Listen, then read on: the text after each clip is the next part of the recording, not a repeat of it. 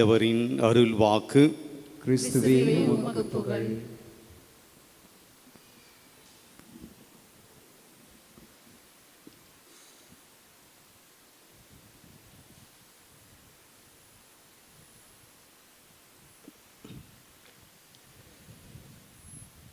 இயேசுவில் பிரியமானவர்களே,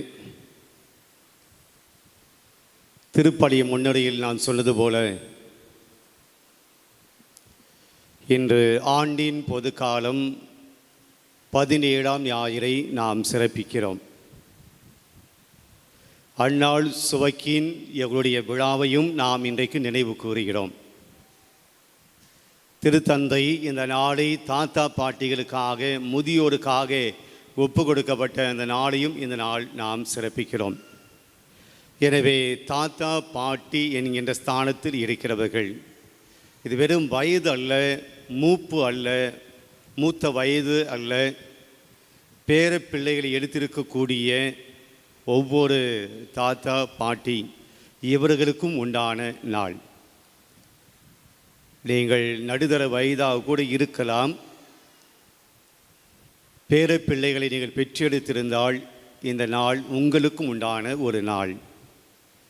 அதே போல முதியவர்களுக்கும் இந்த நாளை நாம் ஒப்பு கொடுக்கிறோம். எனவே இந்த தாத்தா பாட்டி என்கிற ஸ்தானத்தில் இருக்கக்கூடிய அனைவருக்கும் இன்றைய நாளினுடைய வாழ்த்துக்களையும் ஜபங்களையும், விழாவினுடைய வாழ்த்துக்களையும் ஜபங்களையும் தெரிவித்துக் கொள்வதிலே மகிழ்ச்சி அடைகிறோம். Happy feast. நாங்கள் தாத்தா பாட்டி கிடையாது, நாங்கள் ஏன் உங்கள் விஷயம் நாங்கள் ஏன் ஏற்றுக்கணும் அப்படின்னு சொல்லி நீங்கள் அமைதியாக இருக்குது, புரியுது, பரவாயில்ல. நான் அதுக்கு தான் முதல்ல சொன்னேன், வயதை சொல்லலை. தாத்தா பாட்டி பேர பிள்ளைகள் எடுத்திருந்தாலே நீங்கள் தாத்தா பாட்டி தான் அப்படின்னு சொல்லி தான் நான் விஷ் பண்ணேன். ஆனால் ஒருத்தரும் பதில் சொல்ல. எல்லாம் குமரிகளாக, இளைஞர்களாக, வாலிப பிள்ளைகளாக நீங்கள் இருப்பது போல் நான் நினைக்கிறேன். ஆகிய தாத்தா பாட்டியாக இருக்கக்கூடிய அனைவருக்கும் என்னுடைய வாழ்த்துக்கள். நீங்கள் விஷ் பண்ணது வாங்கினாலும் சரி, வாங்காமல் இருந்தாலும் சரி, நான் உங்களை வாழ்த்துகிறேன்.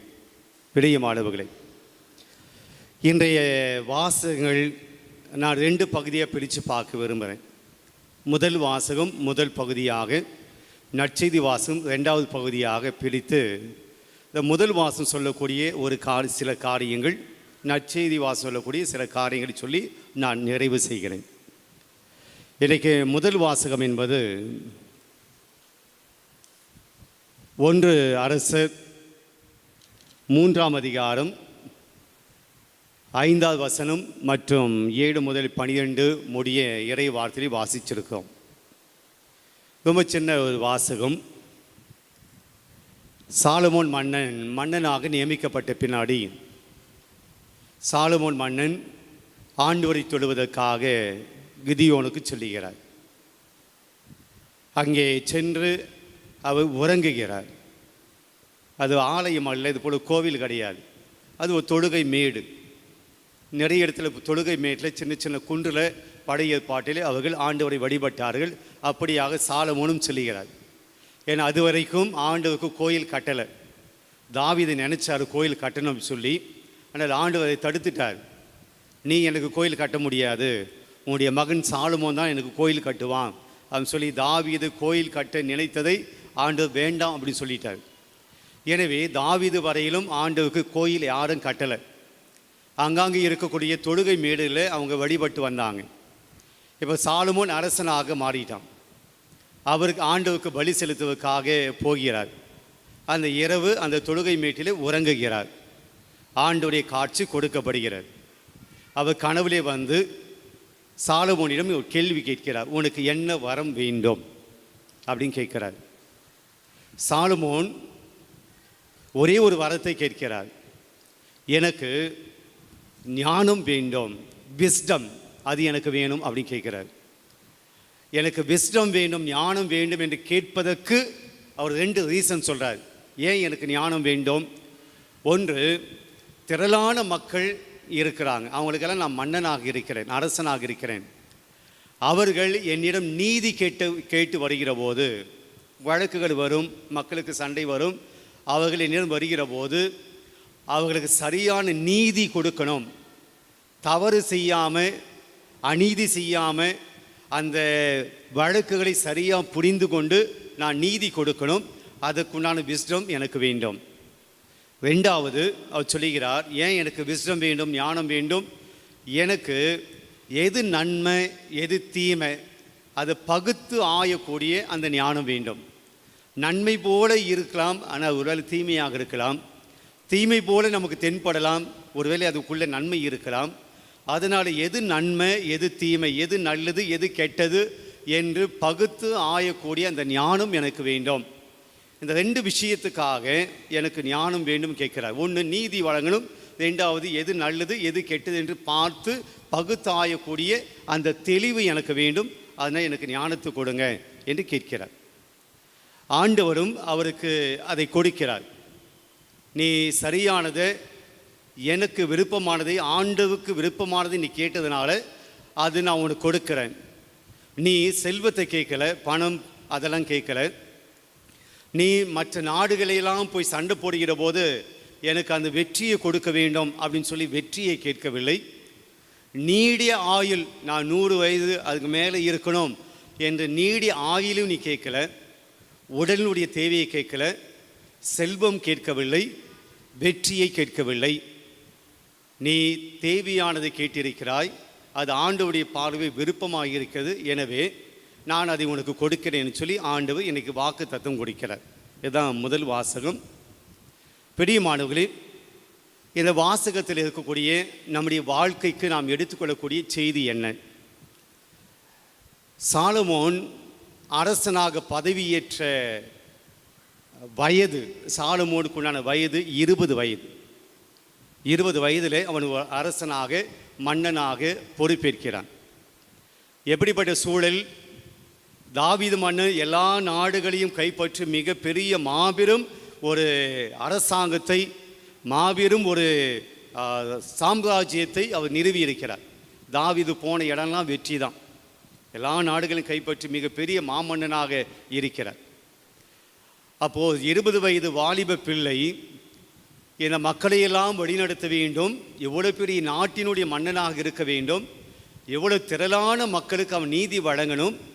ஆனால் அவனுக்கு ஒரு பயம், எப்படி நான் அரசனாக இருப்பது, தாவீதை போல நான் எப்படி நிர்வாகம் பண்ண முடியும், தாவீதை போல எப்படி நான் ஆட்சி செய்ய முடியும், எவ்வளோ பெரிய பொறுப்பு என்கிட்ட கொடுத்துட்டார் கடவுள், எவ்வளோ பெரிய பொறுப்பில் நான் இருக்கிறேன், ஆனால் நான் சின்ன பையன், எனக்கு என்னுடைய பலவீனம் தெரிகிறது, இந்த நாட்டை ஆள்வதற்குண்டான அந்த ஒரு தகுதி எனக்கு இல்லை அப்படின்னு தெரியுது, நான் எப்படி நடத்த போகிறேனோ என்கின்ற ஒரு அச்சம், ஒரு பயம், ஒரு குழப்பம் யாருக்கு இருக்குது? சாலமோனுக்கு இருக்கு. இந்த ஒரு சூழ்நிலையில் தான் அவன் ஆண்டவருக்கு பலி செலுத்துவதற்காக போகிறான். அப்போது ஆண்டவர் காட்சி கொடுக்கிறார், உனக்கு என்ன வரம் வேண்டும் என சொல்லி. பிரியமானவர்களே, முதல் செய்தி இதுதான். சாலமோன் தனக்கு வரம் வேண்டும் என்று கேட்பதற்கு முன்பாகவே, நான் ஒரு சின்ன பையன், இந்த நாட்டை நான் எப்படி ஆட்சி செய்வேன் என்று எனக்கு தெரியல, ஆண்டவரை எனக்கு உதவி செய்யுங்க என்று கேட்பதற்கு முன்னாடியே ஆண்டவர் உனக்கு என்ன வரம் வேண்டும் என்று கேட்கிறார். என்ன அர்த்தம்? சாலமோன் தன்னுடைய பிரச்சனையை சொல்வதற்கு முன்னாடி, சாலமோன் தன்னுடைய இயலாமையை சொல்வதற்கு முன்னாடி, சாலமோனுக்குள்ளே தன்னுடைய உள்ளத்துக்குள்ளே கூடிய போராட்டத்தை அவரே கடவுள்கிட்ட சொல்றதுக்கு முன்னாடி அவருடைய துன்பத்தை, அவருடைய தேவையை யார் அறிந்து வைத்திருக்கிறார்? யார்? கடவுள் அறிந்து வைத்திருக்கிறார். அறிந்து வைத்திருப்பது மட்டுமல்ல, கடவுளே சாலமோனிடம் என்ன சொல்கிறார்? உனக்கு என்ன வரம் வேண்டும் என்று கேள் என்று சொல்கிறார். முதல் செய்தி தான் பிரியமானவர்களே, நம்முடைய சூழலை, நாம் எந்த நிலையில் இருக்கிறோம் என்பதை, நாம் எந்த பிரச்சனையில் இருக்கிறோம் என்பதை கடவுள் அறிந்து கொள்கிறார். கடவுள் அறிந்து கொள்வது மட்டுமல்ல, அவர் உனக்கு என்ன வேண்டும் என்று கேட்கிறார். கேட்பது மட்டுமல்ல, அவர் தானாக முன் வந்து கொடுக்கிறார். நிறைய இடத்துல இதுக்குண்டான எடுத்துக்காட்டு பார்க்க முடியும். ஆகார் என்கிற பெண்மணி, அவள் வீட்டை விட்டு விரட்டப்படுகிறாள். சாராள் அவளை வீட்டை விட்டு விரட்டுகிறாள். தன்னுடைய கை குழந்தையோடு ஆகார் பாலைவனத்தில் போய் இருக்கிறாள். ஆகா தன்னுடைய குழந்தையை அப்படியே போட்டுட்டு இனிமே என்னுடைய வாழ்க்கை முடிஞ்சு போச்சு. ஏன்னா ஒரு பாலைவனத்தில் தனக்குன்னு யாரும் இல்லை, தன் குழந்தைக்குன்னு யாரும் இல்லை. தன்னுடைய தலைவன் ஆபிரகாம் என்னை வீட்டை விட்டு விரட்டி விட்டார், இனிமேல் எனக்கு உதவி செய்ய யாருமே இல்லை என்ற சூழ்நிலையிலே குழந்தையை போட்டுட்டு கதறுகிறாள், அழுகிறாள். ஆண்டவர் அவளுடைய துன்பத்தை, அவளுடைய அழுகையை, அவளுடைய சூழ்நிலையை, அவனுடைய கண்டிஷனை பார்க்கிறார். பார்த்து ஆண்டவர் அவளுக்கு உதவி செய்கிறார், குழந்தைக்கு உதவி செய்கிறார். ஆண்டவர் ஆகாருடைய சூழ்நிலை அறிந்து கொண்டார். எகிப்திலே இஸ்ராயல் மக்கள் எப்படியெல்லாம் வேதனைப்பட்டார்கள் என்பதை ஆண்டவர் அறிந்து கொண்டார். அவங்களுக்கு விடுதலை கொடுக்கிறார். அண்ணா என்கிற பெண்மணி குழந்தை பாக்கி இல்லை, எல்லா மக்களினாலும் நகைப்புக்கு உள்ளாக்கப்படுகிறாள். தனக்கு குழந்தை பாக்கியம் இல்லையே என்கிற வருத்தத்தோடு அங்கே வந்து ஜெபிக்கிறாள். அவளுடைய அழுகையை ஆண்டவர் பார்க்கிறார்.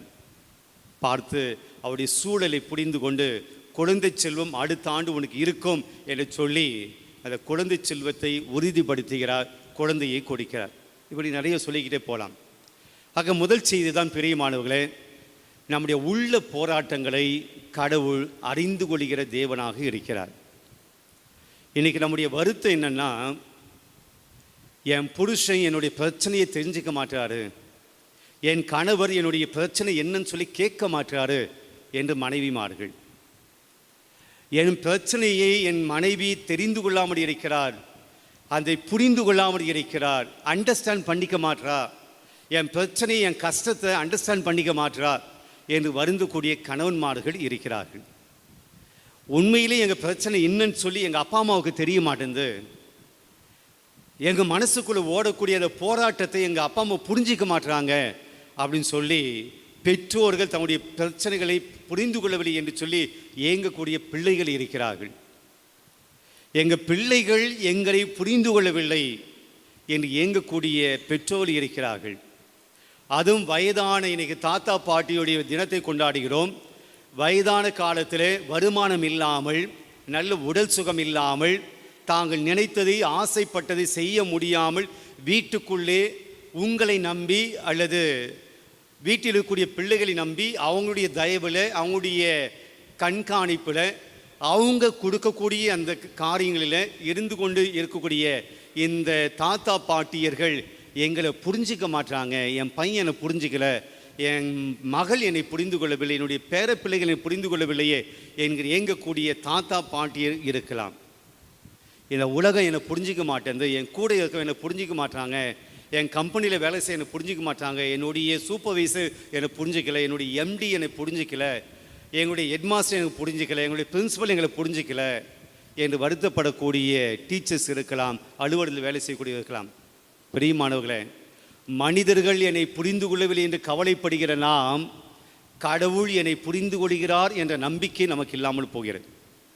எந்த சூழ்நிலையிலும் என்னை கடவுள் புரிந்து கொள்கிறார், எல்லா சூழ்நிலையும் கடவுளை புரிந்து கொள்கிறார். புரிந்து கொள்வது மட்டுமல்ல, என் சூழலை அறிந்து எனக்கு தேவையான வலிமையை, சக்தியை, வாழக்கூடிய நம்பிக்கையை, தைரியமாக இருக்கக்கூடிய அந்த துணிச்சலை கடவுள் எத்தனை வருஷமாக எனக்கு அவர் தான் கொடுத்துட்டு வந்தார். மனுஷன் கொடுக்காத ஒரு நம்பிக்கையை கடவுள் எனக்கு கொடுத்துட்டு வந்தார். மனுஷன் கொடுக்காத ஒரு தைரியத்தை கடவுள் எனக்கு கொடுத்தாரு. இத்தனை ஆண்டு காலமாய் மன போராட்டத்திலே, என்னுடைய குடும்ப போராட்டத்திலே வாழ்ந்து கொண்டு வந்தபோது மனுஷன்லாம் சப்போர்ட் பண்ணாத சூழ்நிலையில் கடவுளுடைய புண்ணியத்தில் யாரோ ஒருவர் கடவுளுடைய புண்ணியத்தில் எனக்கு சப்போர்ட் பண்ணி நான் வாழ்வதுக்குண்டான நம்பிக்கையை, அந்த வழியை காமிச்சிருக்காரு என்று கடவுள் என் சூழலை புரிந்து கொண்டு இதுவரையிலும் என்னை வாழ வைத்து கொண்டிருக்கிறார். அவர் என் சூழலை புரிஞ்சுக்கிறாரு, என் கஷ்டத்தை புரிஞ்சுக்கிட்டு எப்படியும் என்னை வாழ வைக்கிறார். இந்த ஒரு நம்பிக்கையை நினச்சி நம்ம தைரியமாக வாழ முடியாமல், இவங்க என்னை புரிஞ்சிக்கல, அவங்க என்னை புரிஞ்சிக்கல, என் கஷ்டத்தை அவங்களுக்கு தெரியல, என் பிரச்சனை அவங்களுக்கு தெரியல, என்னுடைய சூழல் அவங்களுக்கு புரியல என்று மனிதர்கள் நம்மை புரிந்து கொள்ளவில்லை என்று நாம் ஏக்கத்தில் வாடிக்கொண்டிருக்கிறோம். அதுவே நமக்கு அவநம்பிக்கையாய் மாறிவிடுகிறது. இன்றைக்கி சாலமோனுடைய தேவையை அவன் சொல்லாமலே கடவுள் புரிஞ்சுக்கிட்டார். பிரியமானவர்களே, உங்களுடைய தேவையை கடவுள் அறிந்து வைத்திருக்கிறார். நீங்கள் கேட்பதற்கு முன்பாகவே உங்களுடைய தேவை என்னவென்று நான் அறிந்திருக்கிறேன் என்று சொல்லக்கூடிய கடவுளாய் நம்முடைய கடவுள் இருக்கிறார். அப்போ முதல் விஷயம் என்ன? இதை நாம் நம்பணும். அவர் சொல்லுவார், இப்போ அவருக்கு என்னப்பா வாய் இருக்குது, பேசுவார், எதனா சொல்லிட்டு போவார் பிரசங்கத்தில் அப்படின்னு சொல்லி நான் இப்போ சொன்னதை நீங்கள் அப்படியே எடுத்துக்கிட்டீங்க அப்படின்னா வாழ்க்கையில் நாம் இன்னும் மனிதர்களைத்தான் நம்பிக்கொண்டிருப்போம். இவன் என்னை புரிஞ்சுப்பான், அவன் என்னை புரிஞ்சுப்பான், அந்த ஃபேமிலி என்னை புரிஞ்சுப்பாங்க அப்படின்னு சொல்லி மனிதர்கள் என்னை புரிந்து கொள்வார்கள் என்று இந்த ஒரு தேடல் தான், இந்த ஒரு ஏக்கம் தான், இந்த ஒரு வருத்தம் தான், இந்த ஒரு எதிர்பார்ப்பு தான் இருக்குமே ஒழிய என் தேவன் என்னை புரிந்திருக்கிறார், அவர் என்னை கைவிட மாட்டார், எனக்கு இந்த ஆழமான நம்பிக்கை வரவே வராது. பிரியமானவர்களே, இன்றைக்கு சாலமோனை புரிந்து கொண்ட கடவுள் உங்களையும் புரிந்து வைத்திருக்கிறார், என்னையும் புரிந்து வைத்திருக்கிறார். தக்க நேரத்தில் நமக்கு தேவையானதை தவறாமல் அவர் கொடுப்பார். இந்த நம்பிக்கை இன்று நமக்கு வேண்டும். ரெண்டாவது, இன்றைய முதல் வாசகத்தில் ஆண்டு சொல்லக்கூடிய அல்லது முதல் வாசகம் சொல்லக்கூடிய ரெண்டாவது செய்தி என்னென்னா, சில சமயத்தில் நம்ம ஆண்டுக்கிட்டே நம்முடைய கூக்குரலை, நம்முடைய வேதனையை, கண்ணீரை எடுத்து சொல்லியும் ஆண்டு நம்ம புரிஞ்சிக்கல என்ற வருத்தம் நமக்கு இருக்குது. என் தேவையை நான் ஆண்டுக்கிட்ட தான் சொன்னேன், மனுஷங்கிட்டலாம் சொல்லலை, நான் மனுஷன்லாம் நம்பலை, மனிதர்களை நம்பலை, நான் ஆண்டவரை தான் நம்பினேன், ஆண்டவரை நம்பி வந்து அவகிட்ட தான் நான் புலம்பினேன், ஆனாலும் கூட அவரும் புரிஞ்சிக்கல என்கின்ற இந்த எண்ணமும் நமக்கு பல சமயத்தில் இருக்குது. ஆமாம், உண்மைதான். ஆண்டவர் நம்முடைய வேண்டுதலை, நம்முடைய வேதனைகளை அவர் புரிஞ்சிக்கல தான் சில சமயத்தில். ஏன் புரிஞ்சிக்கல? இன்றைக்கி அந்த ஒரு செய்தியை தான் முதல் வாசகம் சொல்லுது. சாலமோன் கேட்டது ஆண்டவருக்கு உகந்ததாய் இருந்தது. சாலமோன் கேட்ட விண்ணப்பம், சாலமோன் கேட்ட வரம் ஆண்டவருக்கு உகந்ததாய் இருந்துச்சு. சாலமோனுக்கு உகந்ததாய் இல்லை, ஆண்டவருக்கு உகந்ததாய் இருந்ததினால் ஆண்டவர் அதை கொடுத்தார். சாலமோன் கேட்ட வரத்தில் இன்னும் ஒரு விஷயம் இருக்கு. நான் மக்களுக்கு நீதி வழங்க வேண்டும், நான் நன்மை தீமை அறிந்து மக்களை வழி நடத்தினோம். இதில் அவர் கேட்ட வரத்தில் காமன் குட் இது இருந்துச்சு. மக்களுக்காக நான் நீதி வழங்கணும், மக்களுக்காக மக்களை நல்லது கெட்டதில் நான் நடத்தணும். தனக்கு எதுவும் கேட்டுக்கொள்ளவில்லை. எனக்கு நீடி ஆயுள் வேண்டும் கேட்கல, எனக்கு நிறைய செல்வம் வேண்டும் கேட்கல, நான் எடுப்பதெல்லாம் எனக்கு வெற்றியை வேண்டும் கேட்கல. இதான் ஆண்டவர் சொல்கிறாரு, நீ செல்வத்தை கேட்கல, நீடி ஆயுள் உனக்குன்னு கேட்கல, எதிரிகளெல்லாம் வெற்றி கொள்ள வேண்டும் என்று வெற்றியை கேட்கவில்லை, நீ அடுத்தவர்களுக்கு நீதி வழங்க வேண்டும், அடுத்தவர்களின் நன்மை தீமை பகுத்தாய்ந்து அவளை வழி நடத்துன்னு சொல்லி அடுத்தவர்களுக்காக நீ உன்னுடைய விண்ணப்பத்தை கேட்டாய், அதனால் உனக்கு இது கொடுக்கப்படும். அது மட்டுமா கொடுத்தாரு? அவன் கேட்டது மட்டுமா கொடுத்தாரு? ஞானத்தை மட்டுமா கொடுத்தாரு? வேற என்ன கொடுத்தாரு? அவர் சொல்றாரு, நீ ஆண்டுக்கு உகந்ததாய் கேட்டதுனால எதையும் கொடுப்பேன், நீ கேட்காத அந்த மூணுத்தையும் கொடுப்பேன். எந்த மூணு?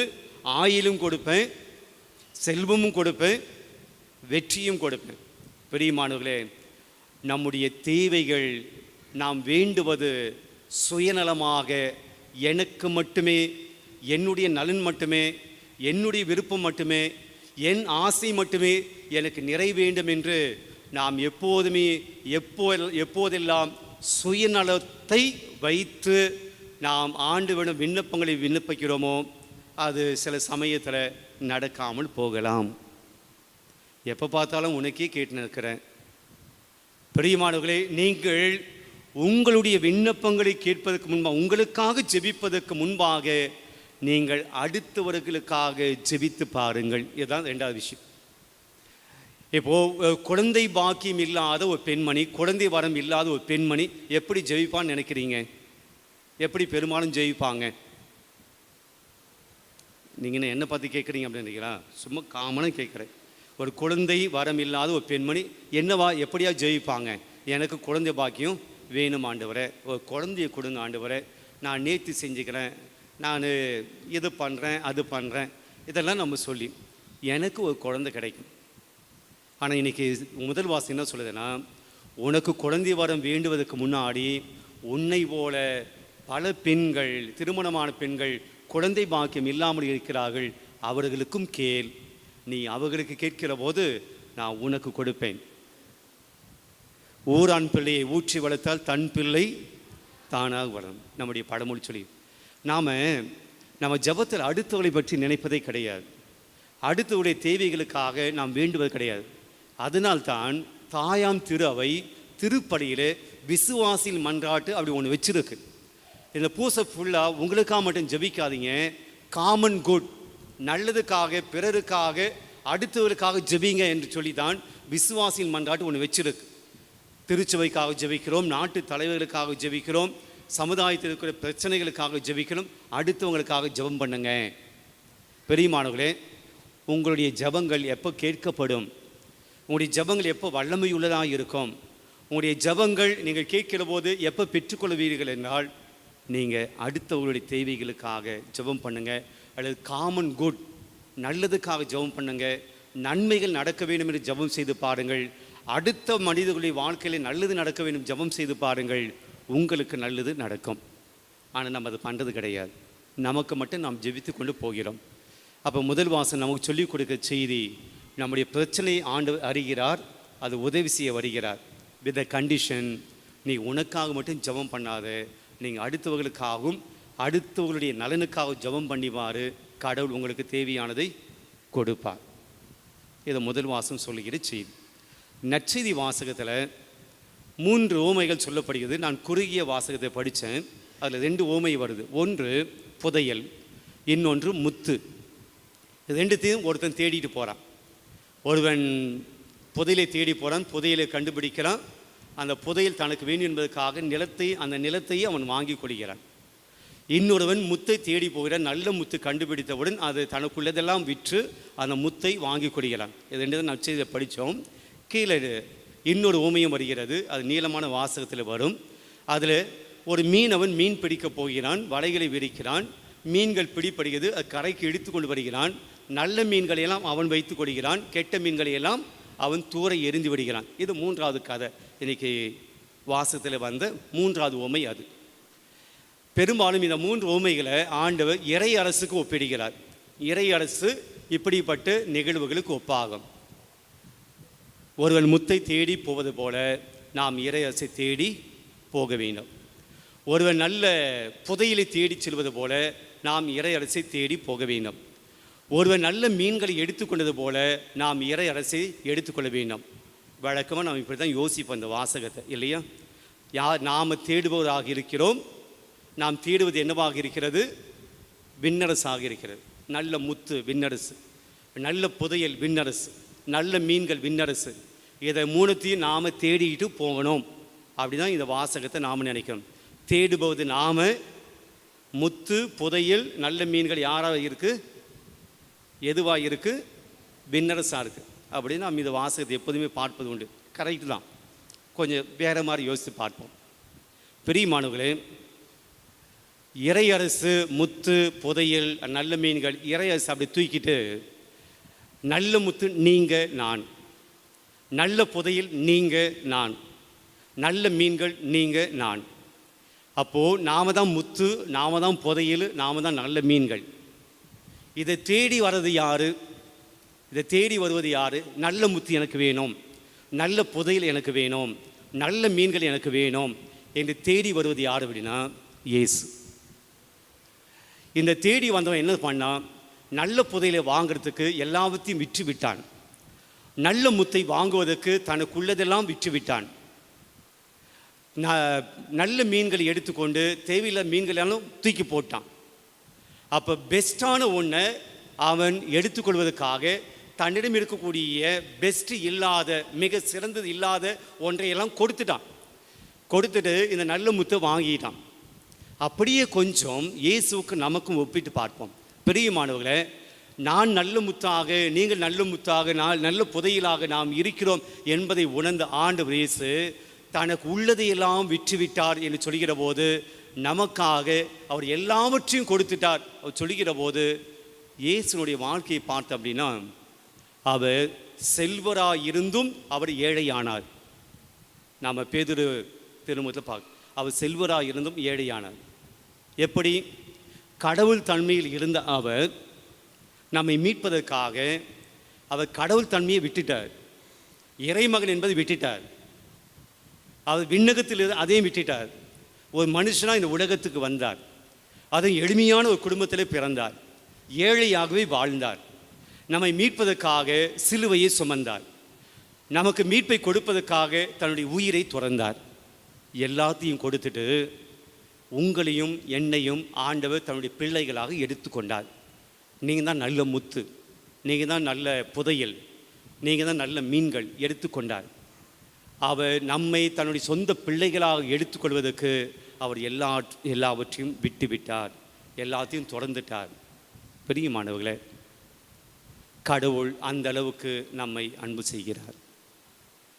நாம் நல்ல முத்துக்களாக, புதையலாக, நல்ல மீன்களாக நாம் இருக்க வேண்டும் என்பதற்காக அவர் தன்னுடைய உயிரை கொடுத்து, விலை கொடுத்து நம்மை மீட்டு இருக்கிறார்.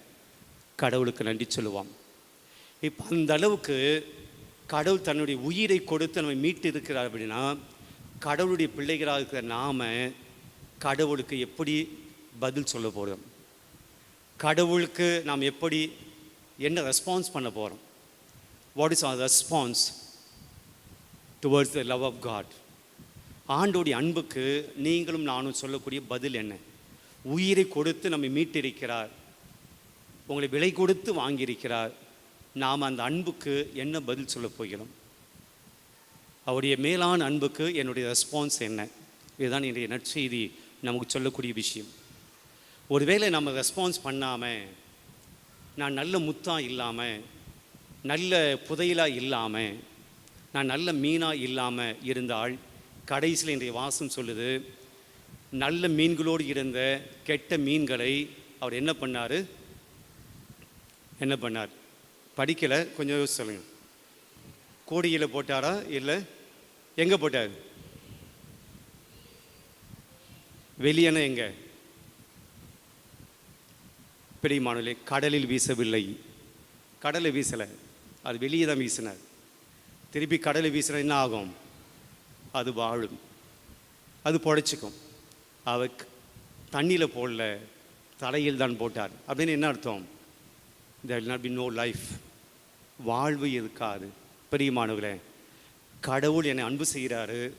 அந்த அன்புக்கு நான் பதில் சொல்லாமல் நான் ஊதாரித்தனமாக இருக்கிறேன், நான் என் மனம் போன போக்கில் பாவத்தில் வாழ்கிறேன் என்றால், நாம் கெட்ட மீன்களாக தூக்கி எறியப்படுவோம், வாழ்வை இழப்போம். அவர் நம்ம சாகடிக்கலாம் மாட்டார், தூக்கி போடுவார், அவ்வளோதான். நாமவே நம்முடைய வாழ்க்கையில் இருக்கக்கூடிய சந்தோஷத்தை இழந்து விடுவோம், நம்ம குடும்பத்தில் இருக்கக்கூடிய மகிழ்ச்சி போயிடும், நம்முடைய வாழ்க்கையில் இருக்கக்கூடிய வருமானம் தானாகவே போகும், நம்முடைய வாழ்க்கையில் இருக்கக்கூடிய வளமை தானாகவே போகும். ஆக இன்றைக்கு நாம் கெட்ட மீன்களாக அல்ல, நல்ல மீன்களாக, பயன்படுகிறவர்களாக நாம் வாழ திருப்பலியில் வேண்டுவோம்.